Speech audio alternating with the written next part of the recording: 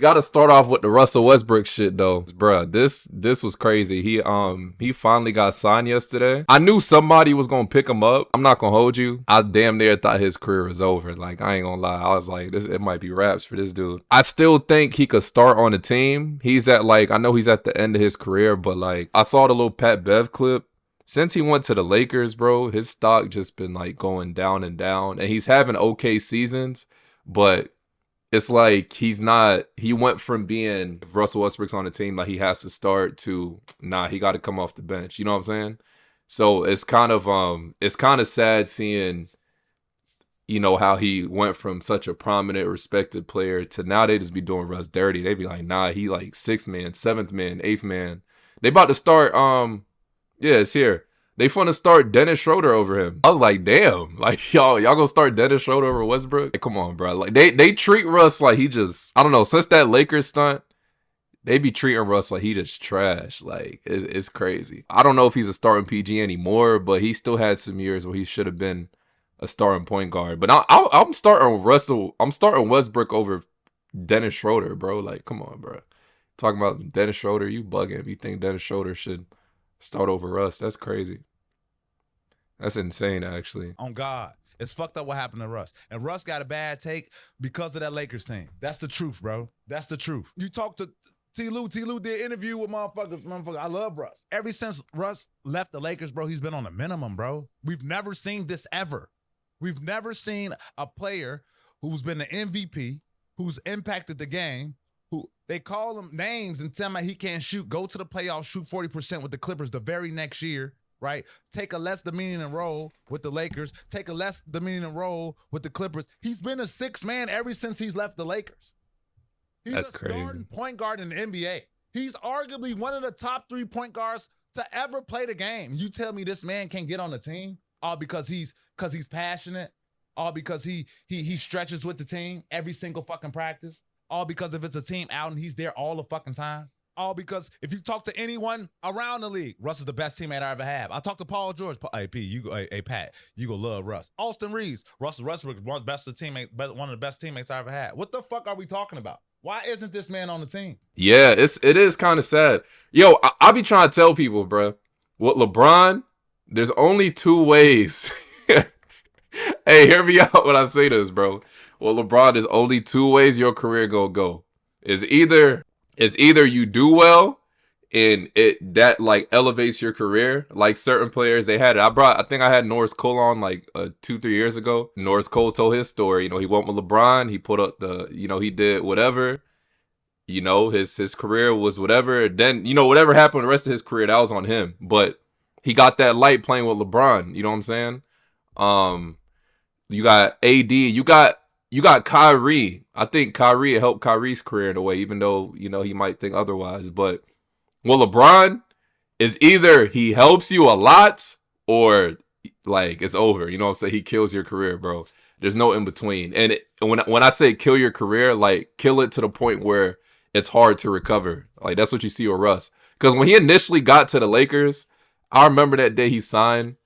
And it was like, damn, like LeBron, AD, and Russ all on the same team. Like everybody thought it was going to be crazy. And then, since that time and how Laker fans are, it's just sad seeing, I don't know, Russ is just like a bench player. Like they disrespected him like he's not, who he was. It's kind of crazy, bro. Sad. It's sad as hell to see. And I think especially, I ain't even going to say that because he didn't do bad on the Nuggets. He did all right. On the Clippers, he did all right too. I'm going to just say, like, he can't be declining. I think he declined the option with his age and like his roles and everything like that. He's not really in position, even if he has a good season, to really negotiate like for something better anymore, which is wild. You know what I'm saying? And even LeBron reached that point now, but that dude 40, so that's different. But Russ, he's not in position to negotiate anything. He can't really prove himself. Like, how much time does Russ really have to play? You know what I'm saying? This might be his last year, if anything. And then, even if he has a really good year, unless they win the finals, which is probably not going to happen, but unless they were to win the finals, like, this is probably it, bro, because he didn't really play bad on the Nuggets. He didn't really play that bad on the Clippers either. And I don't see him putting up, like, any numbers, they'll be like, okay, damn, you know what I'm saying? Like he's doing his thing. So I don't know, bro. That's gonna be that's tough, bro. That's a tough one right there. He's in a really tough spot. I don't know how that works out. Yo, Bron did some goofy junk. I will find it. But LeBron's expected to return around mid-November due to his nerve injury. October 30th will be the earliest the Lakers will reevaluate him. So he's gonna be out the rest of this month. I'm not gonna say he's not hurt. I think he's being smart about going into next season because, you know, if he has a bad year, no one's gonna sign him. And if they do sign him, it'll be on some like, yo, you sitting on the bench type of thing. Or not, y'all know what I mean. Like he's gonna come off the bench, which will kind of diminish like who he is as a player. Similar to Russ, but not similar, if you know what I mean. And I think he's trying to make sure he's as healthy as possible. So I see him playing like max 40 regular season Laker games, max 40 to 50. And there's gonna be times because Bron, he be coming up with in the NBA when a player doesn't want to play, you hear the weirdest injury. Like you hear about body parts you never heard about. You know, say when somebody's hurt. So that'd be LeBron. He got some nerve injury. I think he gonna miss some. I mean, obviously he gonna miss some time, but like, yeah, I don't think he hurt for real. Like, I think he could play. But it's more so like he doesn't want to get injured, have a season-ending type of injury, and then come next off season he can't. He has no leverage there because I think unless they win the finals, I think after this season, probably next year, his last year. I ain't gonna lie, unless he just does some crazy junk, which I don't expect. But I think after this season, that's probably it. I'm not gonna lie. But I don't expect him to play more than 45 to 50 regular season games. I think they do make the playoffs again because they do got Luka. And I don't know how that will pan out, but I don't think they win anything. But, I think he'll do enough just to stick on the team where he could have his farewell tour next year that he wants. I love the opener. And also like I don't just like. Yeah. I'm like a very smooth pack opener when it comes to cards. Just in case if you get that real special, and I don't like to. Can't mess that up. First time in 16 years. You can smell it too. Man, they feel elite too. Hall of Famer. Clay, Hall of Famer. They feel good, man. This take me back to my childhood, right? This dude be lying, bro. All you do is wake up. Yo, why this dude be lying? You don't give a damn about no freaking cards. This dude try to act like he care. This dude just be lying for no reason. Yeah, that's pretty cool. Oh, Dude just wake up lying. There it is. The best card in there.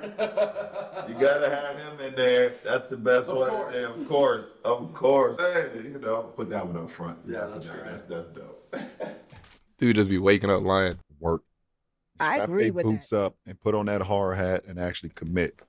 Everybody always talking about they want this and they want that and seeing what you got all right, you're gonna get up at 3:00 in the morning and let's go work. All right, you wanna stream for 30 days straight? Yeah. Everybody wants 30 days straight, 30 days, 30 nights. No Let's privacy, rock. no Yes. nothing. Let's rock. That's what you want? All right, let's do it. Like, come on, what are we talking about? Like everybody, they see everything, all the rewards. But like, are you like my biggest thing? You're more in love with the finish line than the process. Yes. Gotta That fall in was love with the tough. process. That was fall in good love one. with the process. If you can't fall in love with the process, then don't talk. But don't you believe some people have been successful without the process? Of course. Right. Of course. But I guarantee they ain't happy. Man, my dude gonna be a philosopher when he done playing. So wait, what'd they say? Of all people to say, nah, facts. He did. I mean, you still gotta work. He still had to work for them finals. It wasn't easy. They lost to the Mavs the first year, and then they got 2 and then lost. So he still had to work for it. And then around that time, bro, y'all forget, bro, he had to go through the Celtics. You had Bean. That shit was not easy. You think he was fun to win with fucking Anderson Varejao? Y'all gotta look at the rosters they gave this dude in Cleveland. Like they low-key did him dirty, bro.